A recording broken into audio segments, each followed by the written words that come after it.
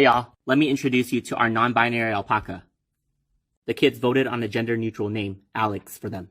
Alex was there to help me during the really quiet moments when nobody would talk during virtual learning. Yes, they were so quiet! But then I also took it as an opportunity to teach my students about how to respect people's pronouns. Did Alex ever get misgendered?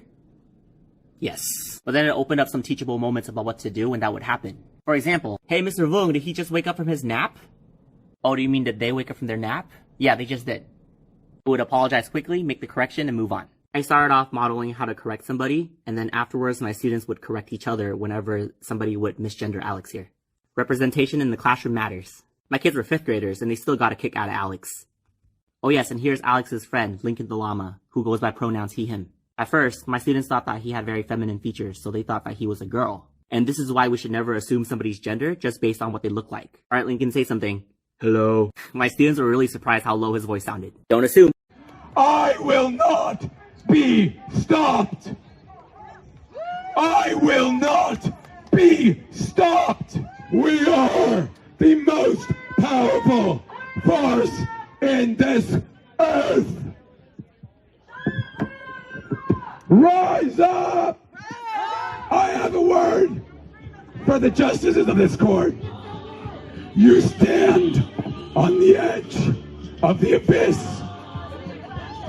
You are standing on the edge of the abyss.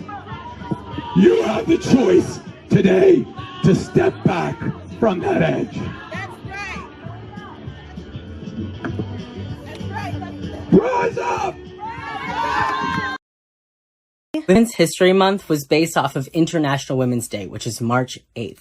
And that was started by Clara Zetkin, who was a German activist, and she was not a nice white woman. She was an anti-war communist who literally ran against Hitler and the Nazi Party. She fought for everyone. If you want to be a real feminist, then you fight for everyone. You fight for Palestinian women's rights. You fight for trans women's rights. You fight for Black women's rights and Indigenous women's rights. You fight for all women's rights. You fight for everybody's rights. Because when nice white women don't check themselves and their own privilege and the harm that they're doing, everybody else is having to compensate for it. Everybody else is having to suffer for it. Comfort is not a priority.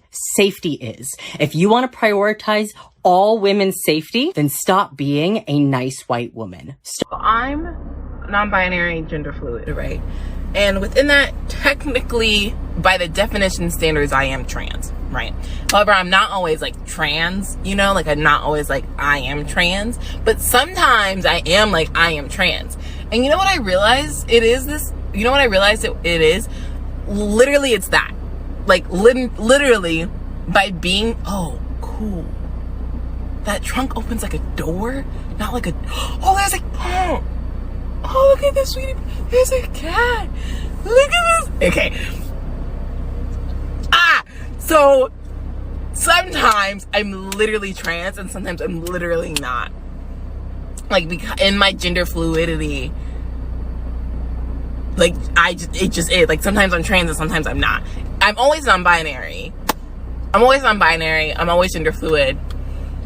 Sometimes I'm trans, sometimes I'm not, because that's part of my gender fluidity. And like realizing that, just like all the pieces clicked, and I just love it. Like, I figuring out that I was gender fluid, like, made so much sense for my life. And sometimes I'll be sitting here and being like, well, I haven't felt masc in a really long time, or I haven't felt like a pretty boy in a long time, or like I just don't want anybody to perceive me as any kind of gender sometimes.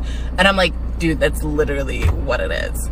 Like, that's literally your gender fluidity. Because sometimes I am a pretty little boy, and sometimes I want zero fucks to do with gender, and sometimes I'm a femme little princess, and I love that.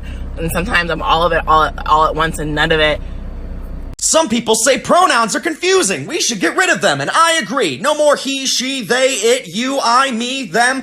All of it. Gone. Nouns, also confusing. Gone. Verbs, do I look like I take actions? Do I look like I know how to act? No. Verbs, gone. Adjectives, what am I? A poet? Do I need to describe things? Gone. You know what? While we're at it, no more language. Don't talk to me.